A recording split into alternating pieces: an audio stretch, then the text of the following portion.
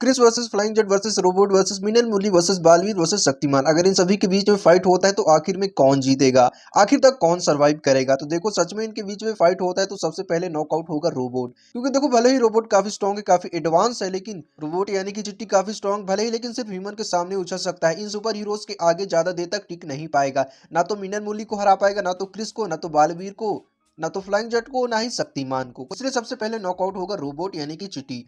उसके बाद बारी आएगी मिनल मूली की। देखो मिनल मूली काफी स्ट्रॉन्ग है, उसकी स्ट्रेंथ काफी अच्छी है, काफी फास्ट है, स्ट्रॉन्ग भी है, और उसके पास टेलीकिनेसिस की एबिलिटी भी है। लेकिन देखो उसके सामने कोई नॉर्मल सुपर हीरोज नहीं है। उसके सामने ही Krrish, flying jet, Shaktimaan and Baalveer.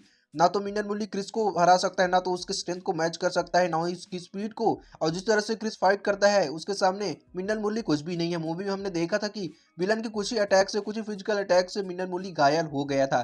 तो इन सुपर हीरोज के सामने क्या ही वो टिक पाएगा। हाँ कुछ देर तक टिक पाएगा अपनी पावर्स की मदद से, लेकिन आखिर में वो हार ही जाएगा। इसलिए रोबोट के बाद जो दूसरा कैरेक्टर नॉकआउट होगा वो होगा मिनल मूली। इसके बाद ये फाइट शुरू होगी Baalveer versus Shaktimaan versus flying jet versus Krrish के बीच में।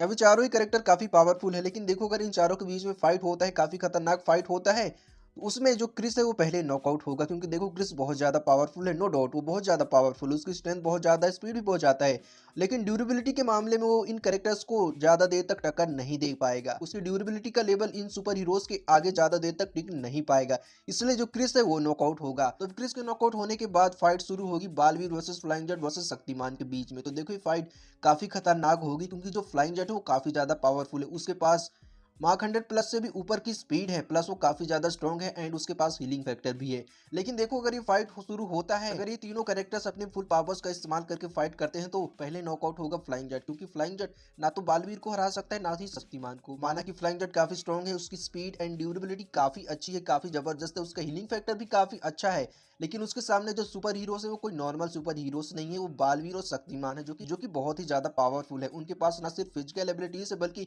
Magical abilities and elemental abilities भी है, एलिमेंटल पावर्स भी है, जिनकी मदद से वो फ्लाइंग जेट को नॉकआउट कर देंगे, फ्लाइंग जेट को पूरी तरह से हरा देंगे। और फ्लाइंग जेट के नॉकआउट होने के बाद ये फाइट शुरू हो जाएगी बालवीर और शक्तिमान के बीच में, जो कि काफी जबरदस्त होने वाली है। लेकिन इसका आंसर आप बताओ, अगर बालवीर और शक्तिमान के बीच फाइट होता है, अगर दोनों अपनी फुल पावर्स का इस्तेमाल करके फाइट करते हैं, तो कौन जीतेगा? कमेंट करके जरूर बताइएगा।